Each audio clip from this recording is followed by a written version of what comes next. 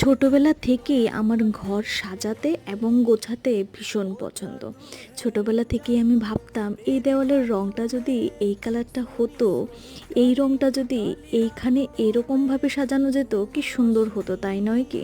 তো দেখো বিয়ের পরেও আমি হয়তো ওই ছোটবেলার রূপকথায় কোথাও লুকিয়ে আছে।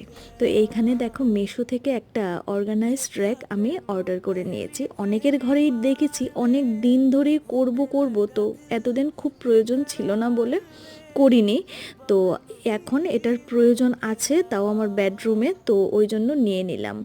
রঙগুলো কিন্তু একদম ঠিক যেরকম দেখেছিলাম ঠিক সেরকমই। তোমাদের কার কার ঘরে এই র্যাকটা আছে আমাকে একটু কমেন্টে জানিও। আর একদম ফুল গোছানোর পরে কীরকম লাগছে সেই ভিডিওটা কিন্তু লিঙ্কে দেওয়া আছে, তোমরা ক্লিক করেই দেখে নিতে পারো।